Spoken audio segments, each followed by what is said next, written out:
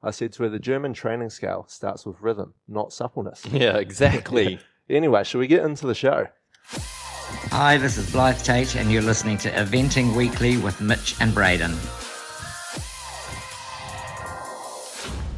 Mitch, Braden, and Laura Collett. Laura Collett. G'day, mate. Hey. Welcome along to our second ever episode of Eventing Weekly with Mitch and Braden. And Mitch, what a pleasure it is to be here with Laura Collett. Especially after the weekend she's just had. Oh my God, lighting up Bicton. Laura, do you want to start by just giving us a bit of a rundown on your weekend down at Bicton? Yeah, had a cracking weekend. London 52 won the 4-star short, and Da Capo followed up with a third. Had two younger horses who also went very well in the 4-star, and a 7-year-old doing his first 2-star long who finished 7th. So not too many complaints, really.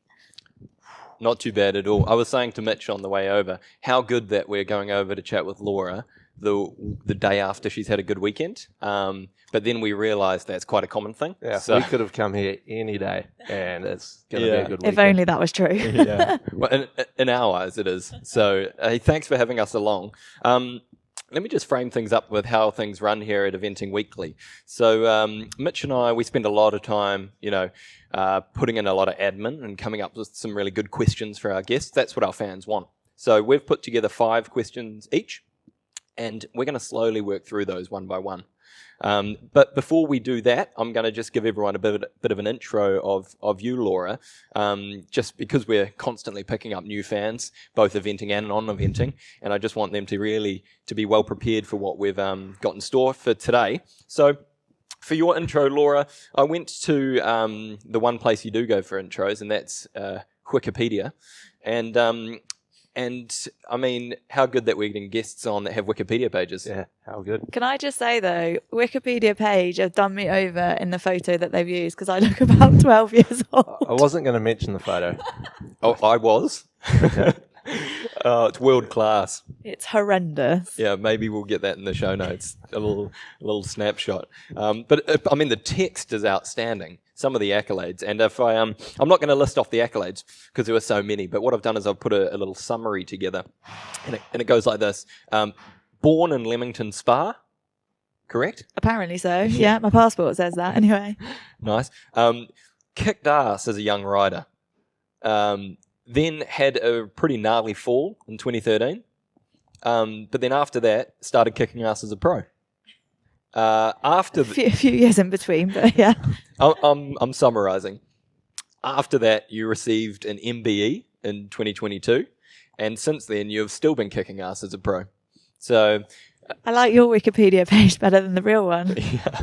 Well, if I could have put the photo in through words, I would have. But that's sort of just a few bullet points to capture. And I think we'll put the link for that Wikipedia page in the comments. I don't think you need to do that. I think the people need to know what's happening. Well, maybe we'll do a vote, and majority might rule on this occasion. If you're okay with that. Anyway, so shall we crack into our 10 questions? And the first question for this week is actually going to be a fan question. So I'm not sure what I'm more nervous about, your questions or fan questions. Well, let's just play the fan question and sit tight and see what we've got in store for you. Hey guys, Ginny Thomason speaking. Huge fan of the show, massive fan. I've got a fan question here for Laura Collett. Laura, thank you very much for being here. My question to you is, what do you do with all of your ribbons? As we know, you must have a pretty large collection now, being as successful as you are. My question is, how do you display with them? What do you do? And if you could enlighten us on all your glory. All right, thank you very much. Bye. Laura, do you want to take that one? I'll accept that one. Yeah, that's a safe question. So the very special ones, i.e. my Badminton rosettes, are actually in the lorry, probably as inspiration for each time we go to an event. The sashes are pinned up in the tack room, again, daily inspiration. And then some of the others give to the owners, and if they don't want them, we give them to Riding for the Disabled. Lovely. Lovely. Mitch, just thinking Braden. about you growing up. Sorry to digress straight away, Laura, but Mitch was quite a talented footballer growing up. And hearing what Laura's got to say about how she displays her ribbons, I was just wondering what you did with all your trophies growing up. They're still in the other club's cabinet trophies, actually. I haven't actually got around to collecting them yet. So, Gotcha. you know, a bit of charity work there as well, just to make other club rooms look more decorative. That's very kind of you. Thoughts and feelings on Laura's approach with using them as inspiration? How big is your lorry? I've only won badminton once. Well, yeah, okay, that's true. But surely that's on the cards again for next season? Well, we'll try. We'll try. We'll give it a go. I think we can get there. Give it a nudge. That was our first fan question, but we actually genuinely have a genuine fan question. You're trying to say Ginny's not a fan? That's a bit rude. Well, She- what I'm... Sorry, you take it. No, you keep going. What I'm saying is Ginny's more than a fan, you know? She's a fan and so much more. So shout out Ginny Thomason, big fan of the show. But we've got a fan question in from Catherine, a young aspiring eventer. So we thought we'd just lead straight into that one as well. So listen up. Hi, it's Catherine Naylor here. I'm a big fan of Laura's and I'd like to ask her what's her weekly riding routine with her top event horses? Weekly riding routine with top event horses. What do you got for us? So it's a pretty manic week for the big horses. They gallop twice a week. They will probably have a jump, a school once or twice, depending on how close to the competition we are, and then also some hacking. So it's there's a lot to cram into a week, and it's also slightly horse dependent whether they need an extra day schooling or an extra day maybe jumping a grid. So yeah, it's slightly varied, but yeah, there's not basically most weeks there's not enough days in the week to fit in everything that you want to do. And you've obviously just been to Bicton, and London 52 did really well. Maybe what was London 52's week look like, if you can even remember back to last week? What was that preparation like? What, the week of Bicton? Yeah, leading it. I think the question from Catherine was week to week, but yeah, maybe the week leading in is a bit of insight.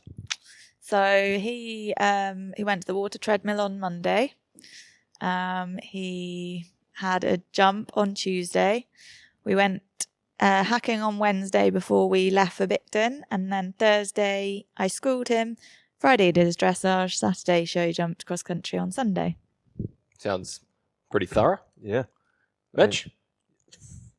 I don't know. Where do you start? Horses. Yeah. Well, They keep you busy, don't they? You know what I mean? How Yeah. many horses have you got here? There must be, I'm going to take a guess here, You can't count the number. 17. 17 horses on your yard? Yeah, to be honest, I don't actually count, but it's around that number. Yeah. We have 20 stables. In the winter time, they're all very much full, have racehorses in for schooling, and in the summer try not to have every stable full because being away at events and stuff so much. So yeah, I'd say around 16, 17 horses in at the moment. Yeah. Wow. What a bit of work that is. Keeps you busy. Yeah. You can't do all that by yourself, can you?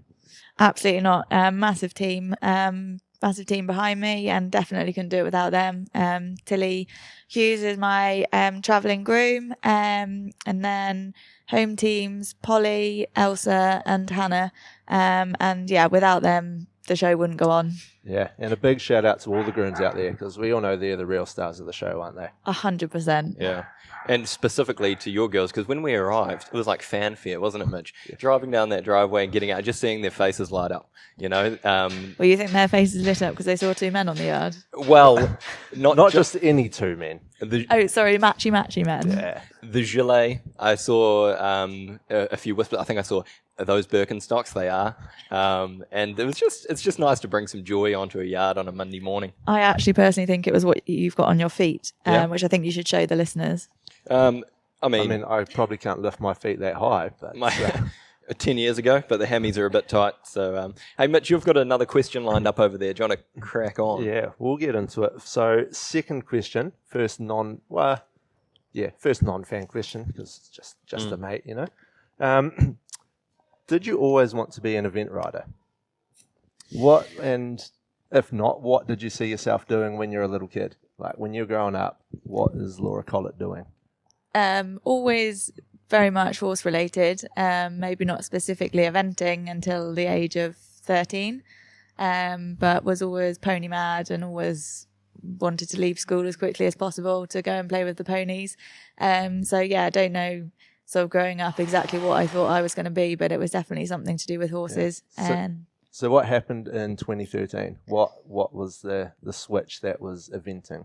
Well, sadly, it wasn't 2013. It was when I was 13. Oh, you were 13. I definitely wasn't 13. No, in 2013. Yeah. Wow. So 13 years old. 13 I'm years going to go old. eventing. So I decided I wanted to do something exciting, more exciting than showing, and bought a 5-year-old pony, joined the pony club, did some eventing and show jumping, and got bitten by the eventing bug. Fernhill socks? Nearly. Ooh. Nearly. Oh, man. So That's close. impressive. There's a man that does his Go on, research. one more try. No, that's all stop. Mr. Bass. No. Noble Springbok. Noble Springbok. Yeah, didn't see that one on Wikipedia. So I think it might have been there. Oh, was it? We're going to explore a bit more of the horses later. But I was just interested on that. Was there anyone? I'm sure there's been many people, but anyone in particular that was pivotal in influencing you to take on that eventing journey, or anyone there in the early days that helped, I guess, show you the way and give you the direction and influence the start to your career? Well, I would say as far as inspiration is concerned, it would be Pippa Funnell.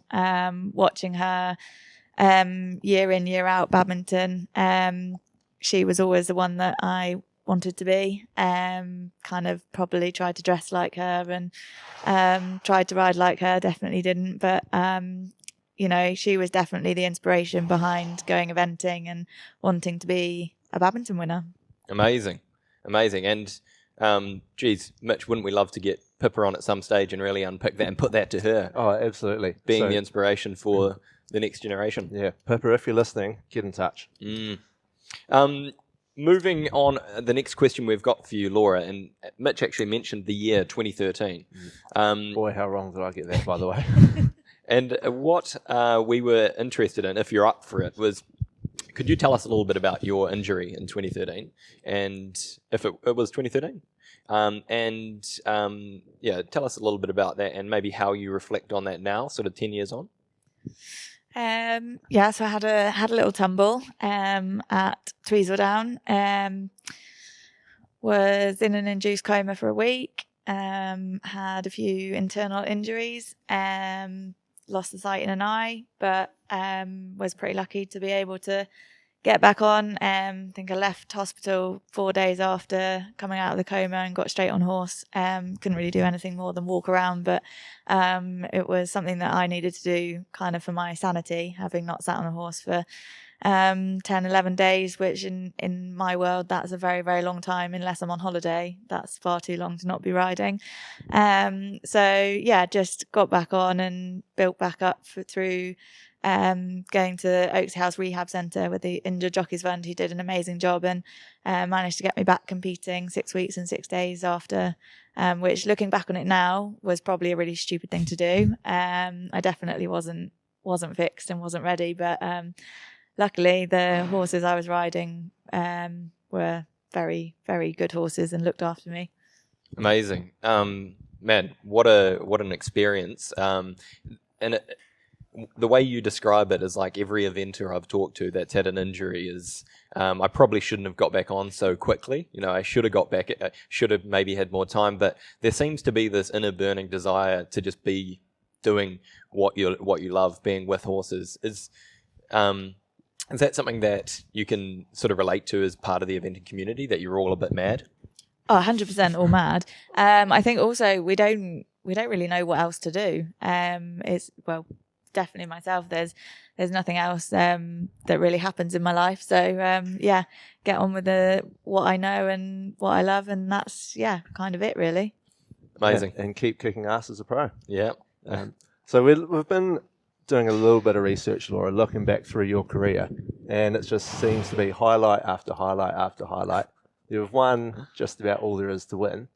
What would you say has been your biggest achievement of your eventing career? Definitely winning badminton was an absolute childhood dream. As I said, Pippa winning badminton was my inspiration, and I never truly believed it would happen. Always dreamt of it and hoped it would, but never really thought it would. So that was by far nothing will ever top that. Yeah, and what an amazing day that was. I was there in the stands watching. Did you have Laura in your eventing manager team that week? I think she's in there every week. Locked in. You know, safe money. Shout out to Equi Ratings for Eventing Manager. Big fans of Eventing Manager here. And Laura, you know, you're a mainstay in I think both of our teams. That's silly. Yeah, I mean, I didn't say it was a good choice. But, You know, but we know what we're on about. So yeah. what are you, top 20 in the world at the moment? Hey, it's not my episode. It's you know Laura's, but yeah, I think it peaked at 7th, sort of 20th at the moment. So working on it. Just on badminton, you know, what is it specifically about badminton that really inspires you and keeps you and had that at like the pinnacle of events for you? I think just if you ask any young person growing up, you know, if you say eventing, you know, what's the one thing that you want to win? It's 99% of the time people will say badminton. There's no other event like it in the world. From the moment you walk in, I think the stables are so special and there's just so much history there. And to be honest, I think it is the pinnacle of the sport. Yeah, championships are amazing, but badminton is something else. The crowds are incredible. From trot up, you know, from the first trot up, there's people that are there. Like this year, it was absolute torrential rain, and I could not believe how many people stayed to sit and watch some horses trot up. So yeah, I think it's just a very, very special place. And it's a hugely challenging cross country course, and you know if you've gone clear around badminton, you've achieved something great. Yeah.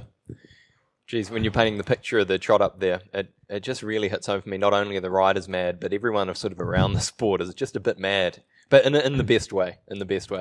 Absolutely. And that leads on actually to my next question I've got for you, Laura, is say you've got another big show that you win on the horizon.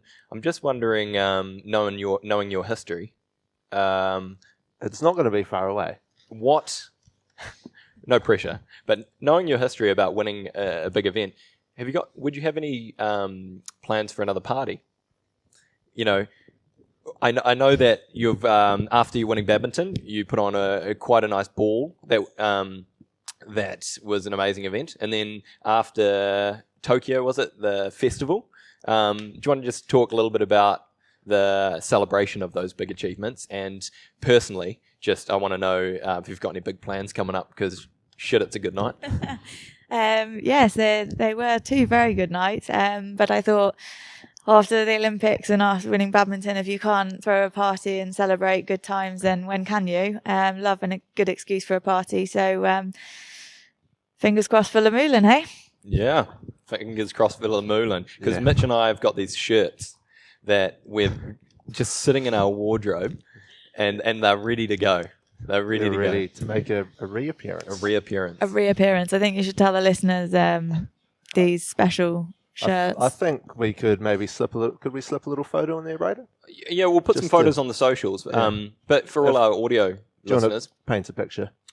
Well, we were so inspired by Laura's victory after Tokyo that, and you threw a summer festival, that Mitch and I thought it would be a good idea to get some outfits made up, and the only fitting thing that we could see was having 4 matching shirts with your face all over them, and they were a big hit. They were a big hit. It was quite traumatizing to see. I'm not going to lie, so many of my faces around, but yeah, apparently you made lots of people very jealous, and I think you had your shirts ripped off quite a lot, didn't you?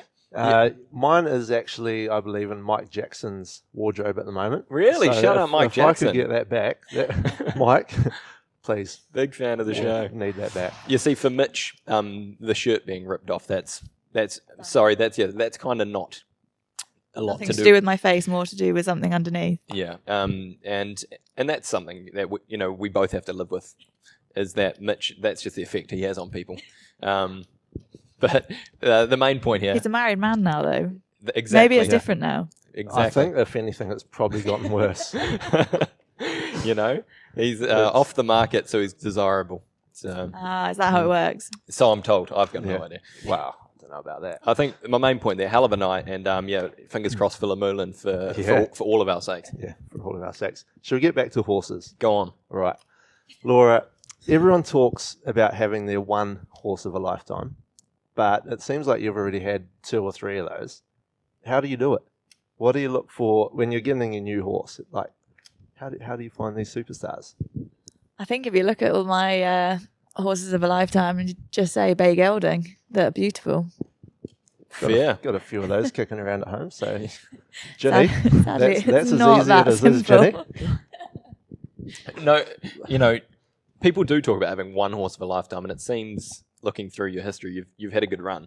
Do you put it down to luck, or obviously it's the relationship that you build with them over time, and being at the top of your game is a big part of that. But also, finding these amazing horses to go on the journey with. Do you just feel super fortunate, or is there some sort of other insight? No, it's definitely down to luck. If there was any rhyme or reason behind it, then I'd have a stable full of them. But yeah, I have been amazingly fortunate with the horses, well, right from ponies through to horses. I had a pony of a lifetime who basically genuinely set me up for my career when we sold him, which at the time, at 16, I didn't want to do, threw a lot of tantrums. But Yogi Bryson said to me, look, if you sell him, he'll set you up for life. And he did. When we sold him, I bought a horse walker, a horse lorry, and 4 horses, and one of which was my first horse that took me to badminton. So Amazing.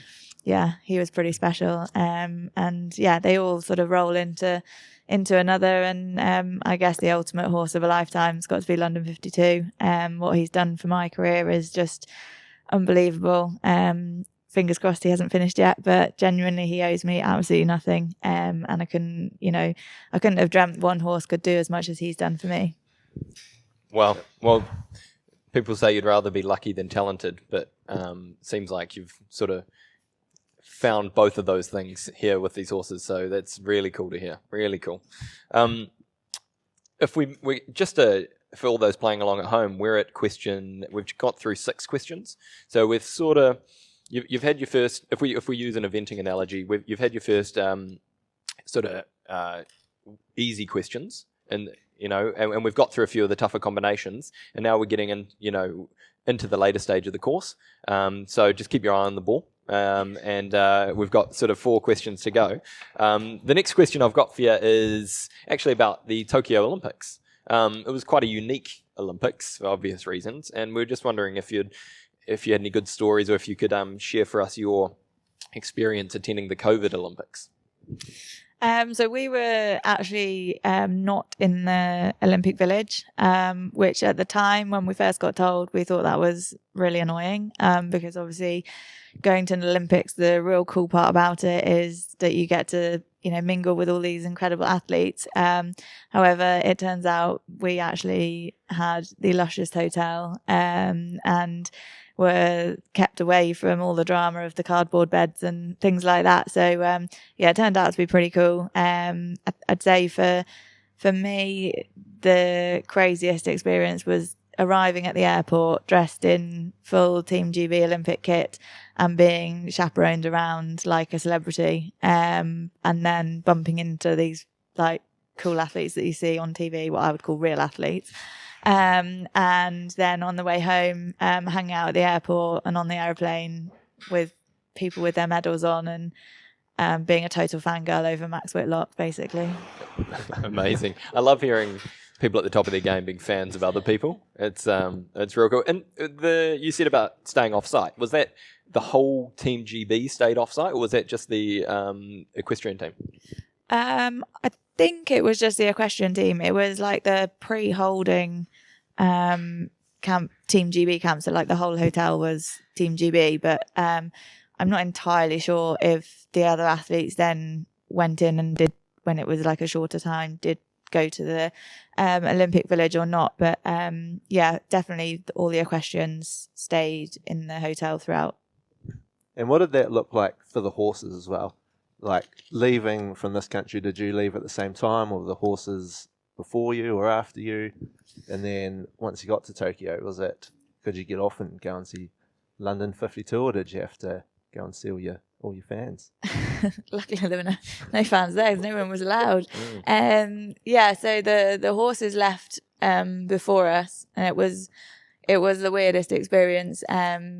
We did a week in quarantine in this country, and then waved the horses off on a transporter to go to the airport, and my horse was the only one that hadn't flown before, so that was pretty nerve-wracking for me, basically waving goodbye and not having any contact for a long time before hearing, I think we got a text from Liz Brown, the vet who travelled with the horses. She texted to say they were on the Dubai landing strip, where they were basically refueling, but the horses don't come off, they just stay on the aeroplane. And then a text to say they had arrived safely, and then the grooms flew out before we did, after the horses, but before we did, so that they were there for the horses to arrive in Tokyo. And when I got a text from Tilly with a picture of Dan in his stable, I could breathe again. And then we arrived, I think, about 24 hours later, because they wanted to give the horses a bit of relaxation time before we arrived and caused carnage, basically. But yeah, we went straight from arriving, we went straight to the horse event to see them and make sure they were genuinely okay. But the facilities there were just incredible. The horses definitely were in 5-star hotels like we were. God, the dream, isn't it? The dream? Yeah, what a time to be alive. Yeah.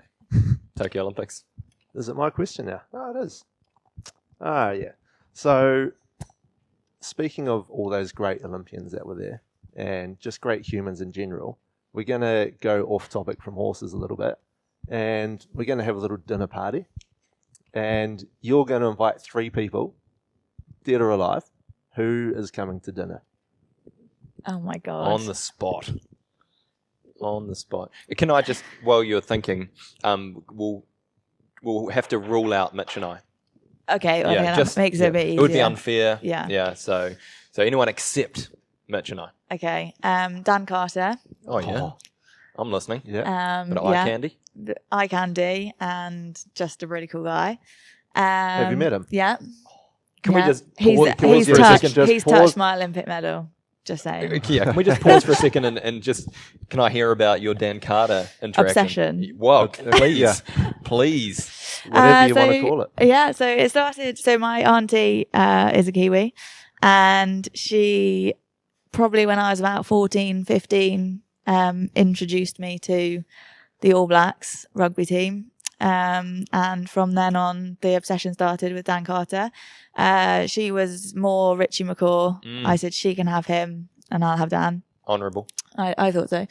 And then I apparently haven't hid my obsession with Dan Carter very well over the years. And one of the owners of London 52, Keith Scott, he very kindly, somehow, I don't really know, managed to get basically a meet and greet with Dan Carter in London in the winter. Oh my God. Yeah, which was pretty cool. So where was that?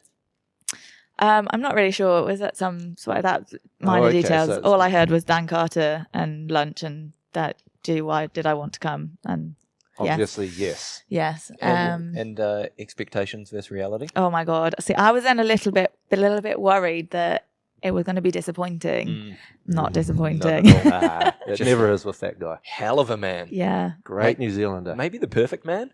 The perfect man. Apart from the fact he's married with kids, he's the perfect man. Yeah, which probably technically probably makes him the perfect man. Yeah. Yeah. Prick. Yeah. Great, All man. right. So you've got... So we've got Dan Carter. So we've got Dan Carter. Richie McCaw's probably going to be floating around as well somewhere out the back. He could be serving. That's I like how you've got your guest, but then you've got Richie McCaw serving. That's that's allowed. So then he doesn't count thinking. as a guest. No, he doesn't. No, lateral okay. thinking. Who else would I have? I'd probably have Sam Watson, because he's very, very funny and can just keep the room going. Very entertaining. He's one of my besties. So Well, Yeah. Another great guy. massive shout out Sam Watson. I'm actually over at Mill Street this week, Sam. So I'm hoping to meet in person. And actual big fan of the show, Sam Watson. Oh yeah. So we got Sam Watson, we got Dan Carter, we got Richie McCaw serving. Yeah. Okay. Last person. Oh God. Why am I so bad at this? Someone like really. I don't know. Cool. I don't know. Well, Braden and I, Yeah, we've already said we can't be there. Yeah, I know. so This is why it's making it real difficult. really hard. Who else is really cool? Well, there's a lot of great New Zealanders out there. Yeah, there are. I mean, we have very much put you on the spot. Yeah. And, you've got the choice, if you'd like, just to make it an intimate experience with you, Dan, and Sam Watson. And Richie. And Richie. And Richie bringing you whatever you want. Yeah. We could, That could, yeah. That we could could work. leave it at that. yeah, we could I'm leave cool it with at that. Yeah. Hey, I'm not greedy, Well, if you change your mind by the end of the show, then we can chuck an extra Maybe guest in. like a singer or something to, Okay. Well, like a Lighten Britney mood. Spears. Brittany. No, Brittany, yeah. Yeah? That would be cracking, wouldn't it? So if we were to Yeah. say you're third, it's Britney bitch. Brittany bitch. Britney bitch. Oh, good. What a dinner party. I can't wait. You're jealous, aren't you? I'm going to be there. No, we're there. We're there. Are you we're serving? in the Are you background. serving with Richie? I'll be in the kitchen. Okay. Yeah, I'll be in the kitchen. Yeah? What are you serving up? What do you want? Oh. What are we... A 3-course meal, please. Yeah, we can do that. Easy. And Braden and I. champagne. Braden, you can sort out the champagne. I'll be on the music. We've got Brittany for that. Yeah. Well, she's got her mouth full, so I'll be some nice sort of jazz music in the Okay. background just to help set the ambiance. Okay. Hey, 2 questions to go, and my final question for you is: before riding for Team GB, did anyone ever try to convince you to ride for another country? You mentioned you had some roots to New Zealand in there, so I'd just be Has interested there to ever hear been the answer to this. Any other Kiwi eventers that have called you trying to convince you to ride for another country? I have the funniest voice note from Tim Price. Talk us through it. I think they were at WEG in Tryon. And he might have made a suggestion that he could find me a husband, or he was willing to do whatever it would take to make me move to the dark side. And Dark what- side. So Black. What? You Yeah, wear black yeah, jerseys. we do. get Tryon. So what year are we talking here? 2018. 2018. And had you represented Team GB at that point? Yep. So he's poaching. Oh, he's poaching, yeah. Oh, really? Yeah. And Good old Tim Price. How convincing was he? Was there... mean, he was pretty convincing, and we did look into it briefly, and realised that my mother basically didn't take out her New Zealand passport when she should have done, because she lived there till she was 21. Oh, wow. Yeah, I have more family in New Zealand than I have here. whereabouts in New Zealand? All over Auckland, Wellington, Christchurch. Really? Yeah, You got great places. you got the whole country covered. Yeah. Well, I'm not sure how many people listening will be aware of that. But man, how close for Team New Zealand? Yeah. Dan could have taken one for the team. Yeah. Is that what you needed? Just Dan Carter to be like, That is all I need. Yeah, Come on. Dan Carter. hey, Dan, if you're listening, I know you're a huge fan of the show. Oh, good. Oh, that's hard case. All right, we've got our last question here. Laura, for anyone listening, and I know there's a lot of people out there, but mainly for our younger listeners, what would be one piece of advice you would give to a young rider trying to follow in your footsteps? So always believe in yourself. I got told that by Yogi when I was in the start box to go cross country at the Pony Europeans and was having a bit of a wobble. He said, believe in yourself, because I do. And it's something that's always stuck with me. And another thing would be, never think your dreams are too big. Yeah, wow. Solid advice. Great piece of advice. Braden, I think we've got some pieces of advice from some of our listeners, do we? You're not wrong, Mitch. So if you listened along last week to episode 1 with Nick Brooks, then you'll know that the way we end the show is we share some feedback from our listeners. And if you want to get involved in this, the way you do it is you go on to Apple Podcasts, you give us 5 stars, and you leave a little bit of eventing advice. And what we want to do is share with you, Laura, some of the advice we received from our fans, and put them to you and see what your thoughts are on some of the advice we've been given out there. So the first one's from Nadine Haley Brown, and her greatest eventing advice ever is, if in doubt, rev it out. Love that. Love that? Love that. Yeah. What does that mean? If in doubt, rev it out. I think, and then another way of saying that is, if in doubt, kick like a bad word. Kick like you need a kick, or yeah. All Yeah, right. that one. Yeah, very good. So thanks for that one, Nadine. The second piece of advice is, actually, the piece of advice is titled "Brilliant!" ! And I don't want this to become self-sourcing, because it is quite indulgent. You know, there's a few compliments towards me and Mitch, would you believe? As there should be. Well, there you go. So after saying that we'd made her week, the piece of advice would be, don't dwell on bad days, otherwise you might not get back on. Every day is a fresh chance to chase your dreams, believe in yourself, and always be kind to your horse. They have feelings too. Can't wait for episode 2. Diana, kiss. Diana knows what she's talking about. Yeah? Does that hit home for you? Some of those, you gave always believe in yourself, and Diana's saying don't dwell on the bad days. Every day is a fresh chance to catch your dreams. Yeah, I think that is amazing advice. Not always easy to go by. Not dwelling on bad days, but it is true. If you spend too much time dwelling on the bad days, you might miss a good day. So, I always think it's really important to have a way of getting over the bad days. Whether that's for me, sometimes it's going back and rewatching, things that have gone well and trying to get that feeling back to take over, because they always say, confidence brings confidence, and sometimes when you're in a bit of a rut, it is hard to get out of. So finding what works for you to be able to kind of put it to bed and crack on is really important. Super, really sound practical advice. Great. And I've always said horses are real levelers. So, you've got to ride the highs and the lows, but in the end, it's all going to work out, isn't it? It is one hell of a roller coaster. Isn't it just? What was our quote from last week? And Nick Brooks, he describes eventing as an island of happiness in an ocean of despair. Yeah, I did listen to that, and I thought he's absolutely hit the nail on the head. It's not bad, is it? Yeah. So we're thinking maybe some merch, get some shirts made up. Yeah. But that's for another day. Hey, thanks so much for sharing your thoughts on those pieces of feedback, and really for sitting down with us today. We are getting to the end of the show, and we're going to wrap up. If I just throw to my co-host over there, Mitch, is there anything else that we've missed there today, or any final words from you? I don't know. I think we've pretty much hit the nail on the head today, wouldn't you agree? Unless there was anything you think we've missed. Or Laura, anything you wanted to throw in there? No, No, I don't think so. The last thing I will say is if you want to get involved in submitting some advice for us to share with our guests, then please go on Apple Podcasts and rate it 5 stars and leave some advice, and we'll share that next week. But for this week, I think it's probably a pretty good place to wrap up. Laura, thank you so much for sitting down with us here at your lovely yard in the Cotswolds, and we wish you all the best for the rest of the season.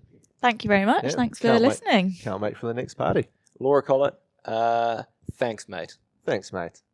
Hi, this is Blythe Tate, and you're listening to Eventing Weekly with Mitch and Braden. I think the timing was good on that. That high five timing was. We're on.